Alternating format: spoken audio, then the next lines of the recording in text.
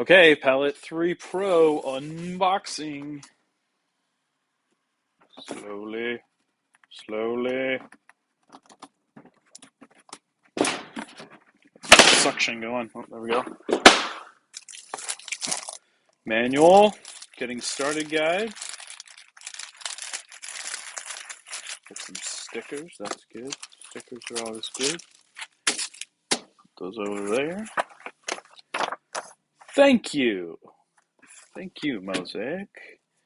All right, it's pretty nice looking. Getting started. Splices up to 8 filaments and feeds them in real time. Here's all the goodies we should have. All right, that's not what we want to see. We want to see stuffs. Oh my gosh, oh my gosh, oh my gosh, oh my gosh, here it is. Got some PTFE tucked in over here. That's wedged in there. Good. Right. Release the palette. Free. Oh wow. Look at that. Okay. Interesting. Looks like we got like a reinforced glass finish on this top plate. Let's move this out of the way. Magnetic. It's nice. It's got a nice feel to it. That really grabs on there well. Updated Splice Core Pro. All in there. I like that they've lined the innards with some PTFE, and it looks like they've given us some different lengths. Now we can use a standard PTFE tube coming out. And actually, excuse me, I take it back. It's not standard. It's standard, but this looks like it's 3x4, so 3mm internal, 4mm external PTFE tube for the outfeed to your printer. Probably so it nests on that fitting. The challenge, though, with this stuff, having dealt with it a good amount, and they give you a lot of extra, it looks like, so that's at least something. The challenge, while there's a little bit more room inside because it's a 3mm opening for your filament to bounce around, it bends. It bends a lot more easily. But there we go. You can see I seated it on there, so I can run that directly to my printer, and I'm sure the calibration step is similar, having to say how long you're using. It looks like they give you 3 different lengths. That's probably the shortest one. That's, oh wait, no, we got 2 short ones and 2, are these the same length? They are not. So like 2 short, a medium, and a long. So I'm sure if we read the guide, it'll explain probably what these lengths are, and I'm assuming they're pre-programmed because this distance is very critical. At least it has been in the past ones. I'm assuming it's the same. So we're jumping ahead on our assumptions. Let's finish unboxing here, though. So here we've got, I guess, pipes for the spool holder. Gross. We're gonna hook it up to a rep box, of course. Ooh, very Apple-esque stand. That's aluminium right there. Maybe a brushed steel. You know what? This might be steel, actually. This looks like maybe it's a finished, like a powder-coated cold, no, not cold rolled, it's tempered. It's really stiff. I don't know. I'd be interested to know, but it's got some nice padding on the bottom. It definitely has a finish to look like an Apple stand, but I don't think that's aluminum. And you know what? Easy way for us to tell would be to stick a magnet to it. We happen to have a magnet right here. Let's see if it's magnetic. Yeah, that's ferrous. That is not aluminum, which is probably good for something as heavy as this. First thing I'm noticing, though, it's got some heft to it. I don't know. I'd have to grab my my 2 Pro, my 2S Pro, but I'd venture to guess it's similar, maybe even a little lighter. Maybe even a little lighter. So, you know, here's a look at, here's how it looks. Let's see, zoom in for you a little bit there.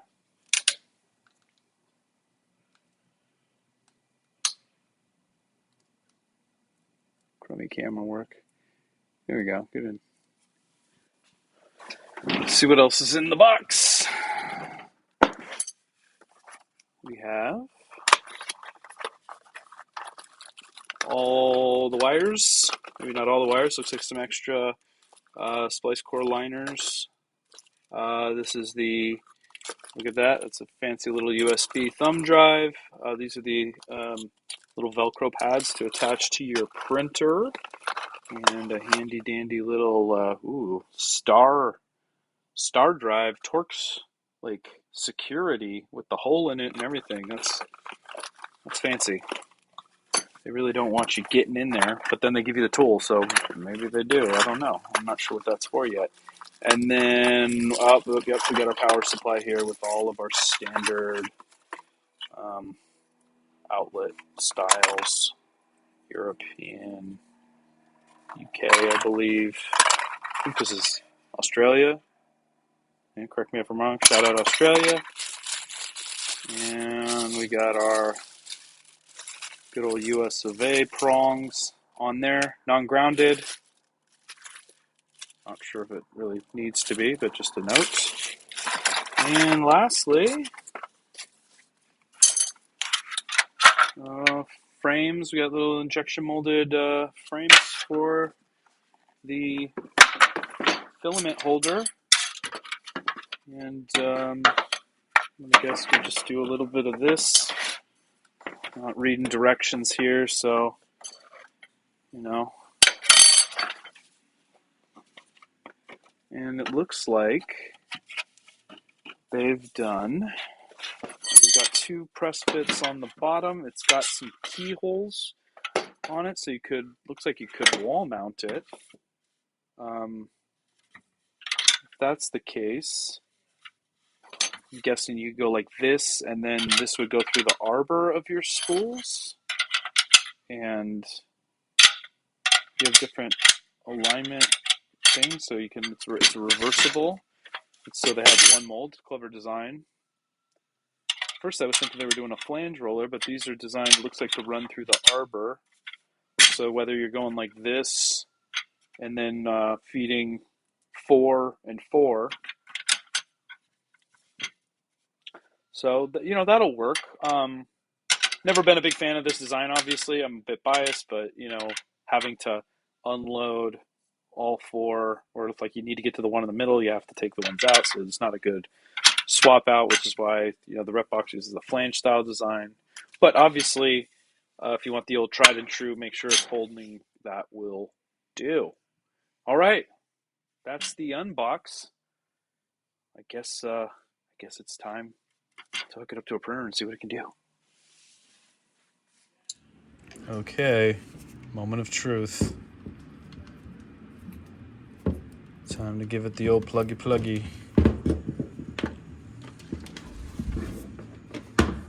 Look at that. 2 USB, 3 USB. I guess this is USB in, USB out, so, and networking now. Keeping in mind too that this has the integrated Canvas hub now, I guess, or what was formerly called the Canvas hub. So now we've got that all integrated for the same price. That's exciting. And let's see. There's our inputs on the bottom and our outputs on the top, and our stand popped out. I'm just gonna pop it back in there and plugging in now and hitting the power button. Are you ready? Look at this. Power button lit up. Press. Turning green. It's got the little Mosaic logos blinking. Something I hope is happening. Whoa, oh. It lit up. Screen lit up.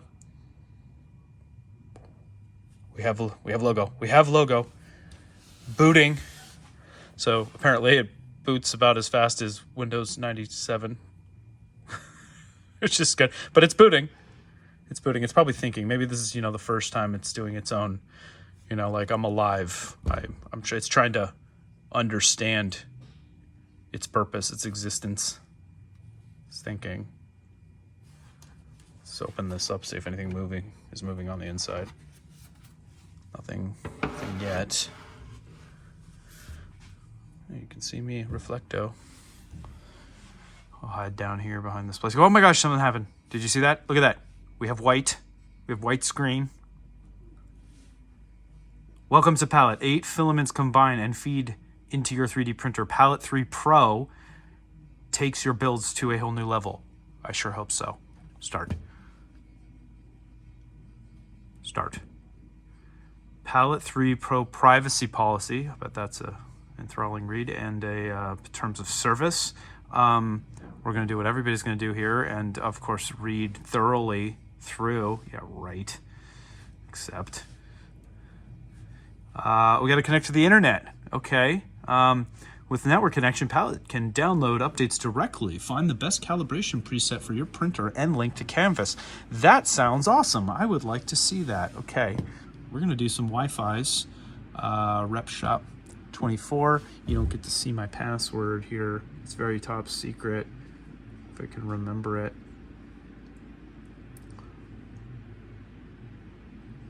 Like it really matters. But you know. Oh man, it's hard to see when you're covering your own.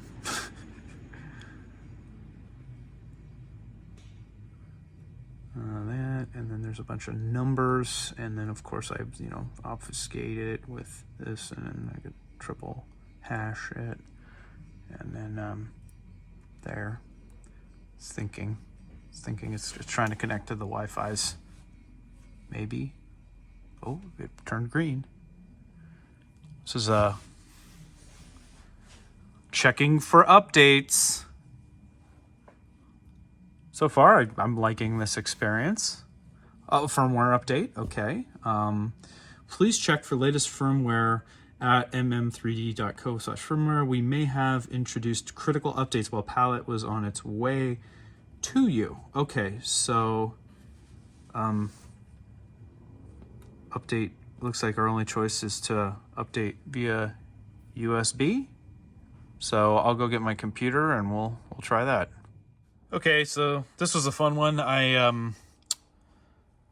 ended up hitting a dead end with that firmware update. I thought I was going to be able to go load it on the USB stick like it told me. Wasn't able to find firmware at the address that it had provided. Got frustrated, so I did the old IT, turn it off and back on again, and lo and behold, now it seems like it'll do a firmware update over the air for us. So at least we're moving forward here. Let's see. It is updating the firmware now. All right. Looks like we're restarting and applying the firmware update. Okay. We're on RC21.10.14.1 now, or V1.1. Let's see. Do I have a Canvas account? I probably do, but let's see if we can set up a printer. Okay. Please turn on your printer and connect it to Palette via USB. All right. Okay. I'm going to try hooking this Mark 3S up to the Palette now per what it's telling me to do. It just says connect it via USB.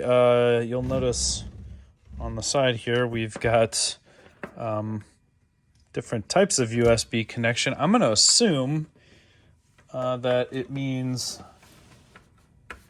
one of the USB, what is this, USB-A style ports, like this. And gonna need some power here, so we'll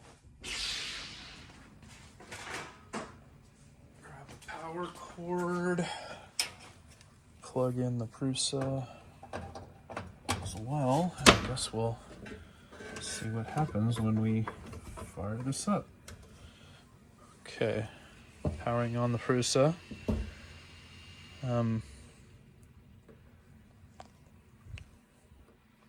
Let's see what we get.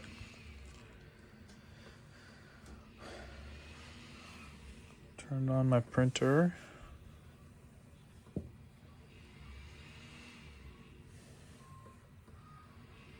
Just seems to keep restarting.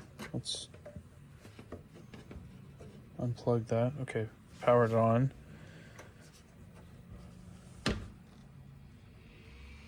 Restarts. Oh, there we go. Okay. Oh, look at that. Look at that. Choose your printer make. Prusa or Creality or not enlist. It is a Prusa. Next. It is a Mark III S. Next. We've created a preset calibration values for your printer. They work best for the stock extruder. Is your extruder modified? No, it is not. This is secured to your extruder using the Velcro squares. Press the Velcro together to secure the clip. This is secured to your extruder. Okay. Okay.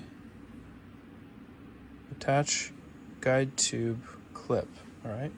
Put our guide tube clip right here. I got that. I'm wondering if eventually they'll have or maybe there is an option to do a guide tube. Oh, this is a little bit nicer than the last one. So that's good. And I guess we got to do Velcro. I'd prefer to be able to do like a printed, like a new printed hat of some kind, but let's go with what they're giving us for right now, I guess. So we'll stick this double-sided mounting tape to the top here. I guess we're gonna have to line up. Not really giving us a lot of detail here. It just says secured using the Velcro squares. I think we can get a much better securing with a printed part, but let's just do it for now. I'll press down on this head too hard. Okay. All right. Yeah, I guess that's on there. All right. Next, recommended placement. 1, 2, or 3. I guess we'll move the whole thing forward and maybe put the stand down below. So we'll go with, well, maybe we'll lay it flat. Should we lay it flat? That way I can kind of get a better shot of it. Take it off the stand. And then we can leave ourselves enough room for the in-feed. And I'm hoping that maybe we can just come up and over with the longer tube. So we'll do number 2. Oh, I guess it's not a tap. So we just say next. Outgoing tube connects your palette printer, lets you run filament through. We have prepared some outgoing tubes in the box for you that you have. I saw those. I have them right here, as a matter of fact. So we'll say next. Using a shorter out. Okay, so we want to use the shortest one possible. Given our current setup, well, it doesn't need to be that long. Maybe we can get away with the middle. Maybe we can do an 80 centimeter here. Maybe we don't need 110 centimeters. So let's see, this is my mid-length. This must be the 80 centimeters. I didn't measure it, but I'm going to assume.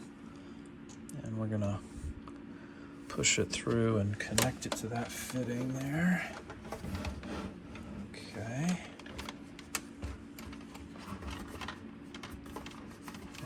Just gotta be really careful with this 1x3, the 3mm internal diameter stuff, like just kinks so much easier because it's such a thin wall. All right, it's on the fitting in there, and we're gonna come out now. Unfortunately, I think if we don't elevate this somewhat, when the printer drops down here, So maybe we'll put a box or something under the palette, because when this drops down, it's gonna bind. Maybe not. Let's see how this goes. Okay. That's on there. Oops, sorry. I'll adjust the camera.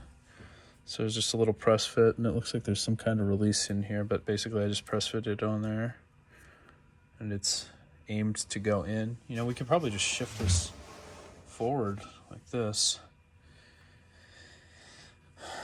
or maybe the printer backward. We're gonna need to get everything lined up so we can get all this filament fed into it, but let's just see what it needs next. Okay, so we're doing 80 centimeters. Install the outgoing tube. We did that. Let's see. Remove the cover. Make sure the tip. We already skipped ahead of that. We have a cover off already. That's fine. Insert the tube through. Yep. I like that it's guiding us as we go. That's kind of slick. And we ended up using the 80 centimeter, so that's good. Oh, and there's the handy dandy keychain. Okay, so test print is recommended. It takes about an hour, and you can use any 2 colors of PLA filament. Well, lucky for me, I happen to have a lot of PLA. All right, so I've got my spools of filament here. I've got some Prusament Galaxy Black, and I've got some Prusament Mystic Green. Let's see how it does with this calibration. Okay, it says load into port 1. I'm assuming the flashing one is port 1. That seems like a good indicator. There it goes. Oh my gosh, things are happening. Oh, okay. Oh, load filament 2, okay. This is just getting a sense of how far it's got to run the filament here. So let's see, load filament 2. Okay. Okay. Printer is preheating. Okay. It's kind of telling us what it's doing while it goes. Look at this. Looks like an actual splice is happening here. Oh, cool. There's a little red light that goes on. Maybe like preheat. Feeds it in. And look at that. Look at that. Kind of hard to tell. Let me zoom in a little, but I think we have a splice. There it is, right there. There's our first splice. Oh, and there it goes. Just fires it right out of there. Got a cut, back it out. She's working. Another preheat red. Okay, fan's on. That's blowing pretty hard. Ramming that in there. There's another splice. Okay, so we got a couple splices. And it's feeding it, and we're sending it all the way around, and we're going through the outbound. Let's back up again. Here it goes. Up into the printer. What's it? Okay.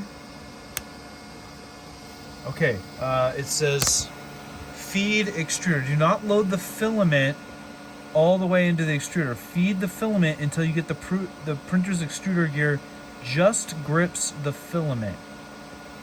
Okay. Didn't really tell us how to do that. So feed the filament until you're... Okay, so do we just say next? Clip the guide tube into the extruder. Oh, so we weren't supposed to be in the extruder? Oh, I see. Okay, so I had to take that off. Okay, it's loading. Shoot, you know what? I had auto load on. I don't know if that's going to cause a problem. Guess we're going to find out. Next. Please load the filament into the extruder. Stop loading. Overloaded. It's overloading. I'm not sure what that means, smart load. I think maybe the Prusa's auto load might have caused a issue, but let's see. It seems to have sensed that it's overloaded, so maybe it's going to compensate for it? Let's find out. Start printing. Mosaic keychain. I just said yes. Get the booger out. Okay, the print is starting. I'm gonna get some cables out of the way. Alright, Bruce is going through its combing process. Now a good tip on the for the Mosaic guys is I should probably warn about auto loading. That was a little unclear on the feeding of the extruder process. That I was supposed to take the guide tube off, but you know what? Let's see what happens. Maybe it'll compensate.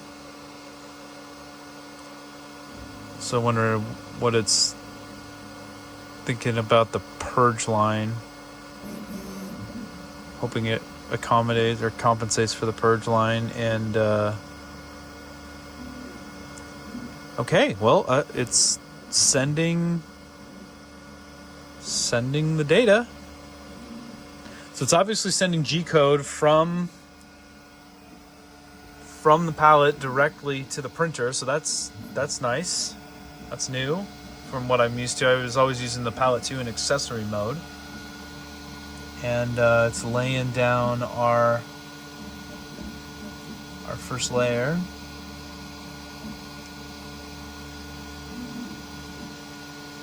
And set our temps and everything to reasonable.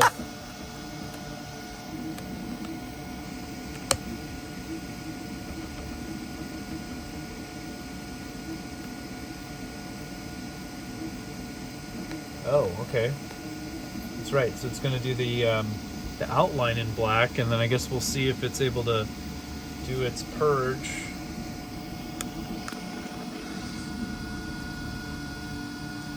Purge block coming up. See what it says for the transition.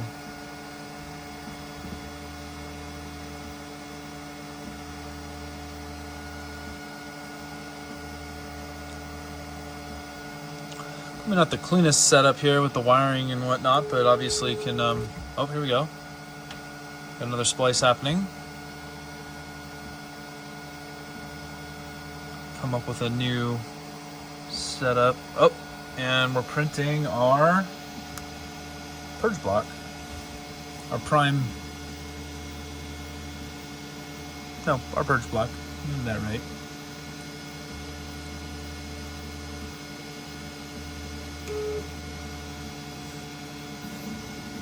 Like it's getting ready.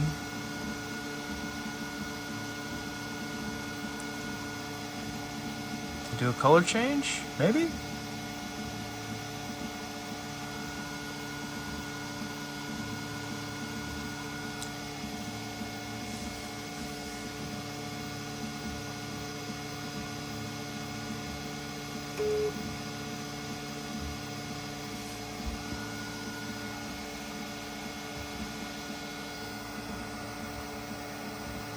So, see our nice display here. I wonder what the tools menu.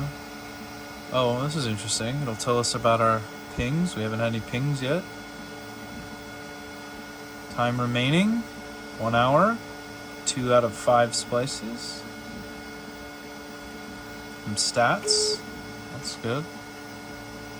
Looks like right now it's just continuing to feed.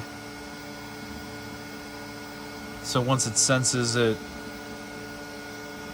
gets a little too far, it just kind of feeds a little bit more in from the spool. Neat little buffer setup. I like the integrated PTFE.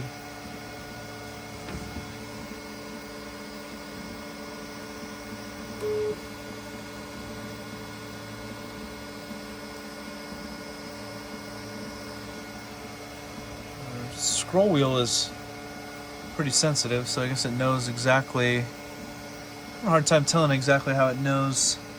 There's a little kind of an end stop sensor, a little spring-loaded sensor here and here for probably detecting when the PTFE is, bottoming out or it's overly full. But I'm guessing it must be going by where it just thinks it is, because it hasn't hit any end stops and I don't see any other triggering mechanism. And looking back over here, it looks like we've kind of done there's a transition to the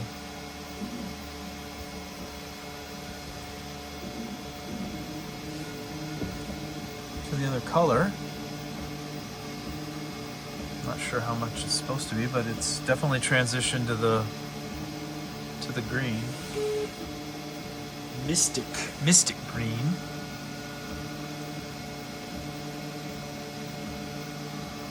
We're going to see here in a minute how much greens we got. Man, I mean, I'm excited. It looks like we're off to the races pretty good with just 2 colors here. I can only imagine what an 8 color model is going to look like. This is really exciting.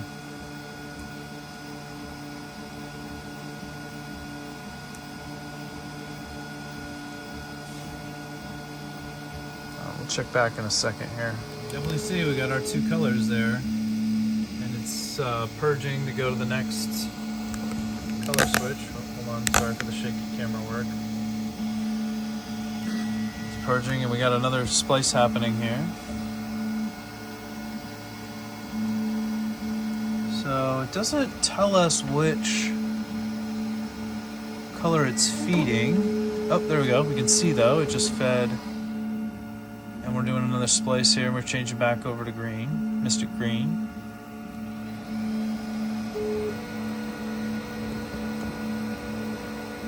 Ah, that's so fun to watch.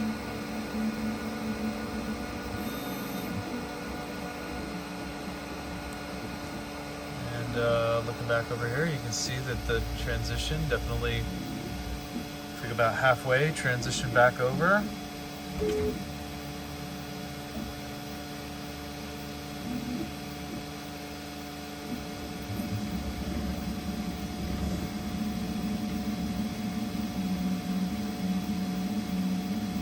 Very cool.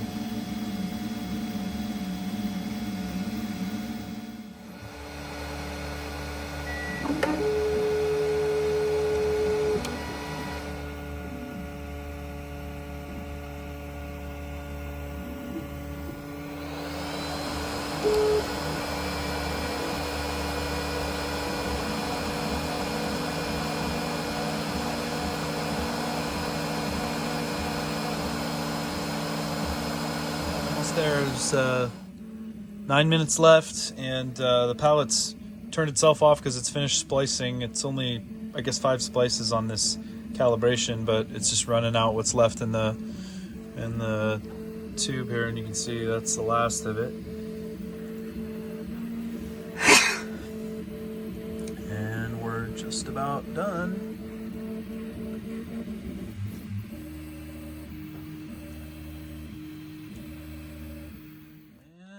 Are done.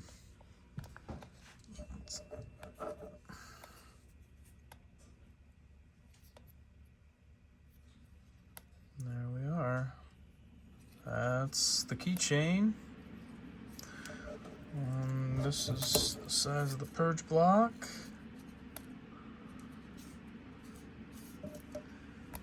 And we say done. Oh, statistics.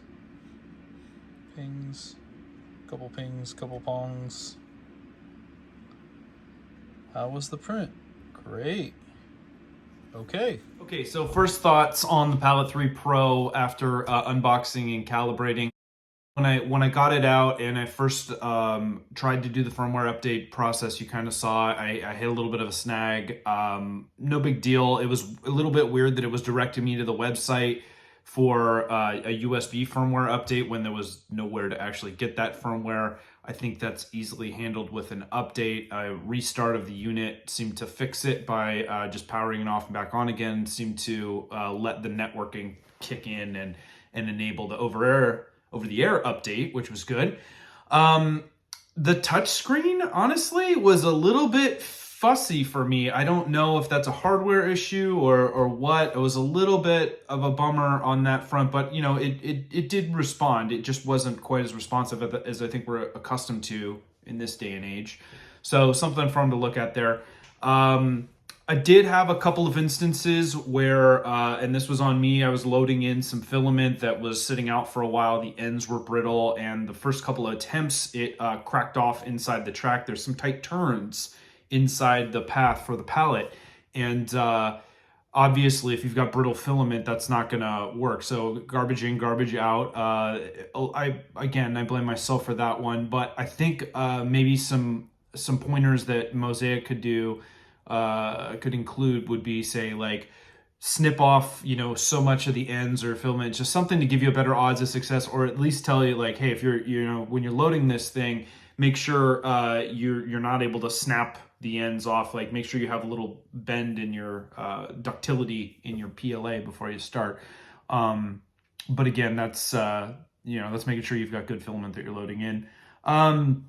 Along those lines too, it was a little bit frustrating that when I did try to load it in and it failed, there was no process for reinitiating the calibration with the connection to the printer, which I found really surprising. The only way to go back and like reset up a new printer was initiating a factory reset, which seems silly to me. Again, hopefully something they can fix in firmware, but something of note. And then the other thing that just got me was that there's no wall mount option, and you know they've just included the keyholes on the back, so maybe that's sufficient. I guess I'm coming from a place of the Palette 2 where there was actually a dedicated mount. You know, that always feels preferable to me over those little, you know, keyhole guides in the back in terms of getting it lined up and hung. Maybe other options will exist. Obviously, they've got this neat little bracket for the stand, and it doesn't seem like it would be very hard to create a plate, a more dedicated wall mount plate, so you could easily get it on and off rather than trying to fidget with the keyholes. So something else to look at. But all in all, I would say not a bad first pass. The things I did like about it, I did like the guided steps along the way. I think more clarity again can be added there in terms of like when you do certain things, but definitely an improvement from the past thing. And so next steps, doing an actual slice. I'm going to do it in canvas. I'm going to get an 8-color model, and we're going to go full on and see what this guy can do. So stay tuned for that coming up soon. All right.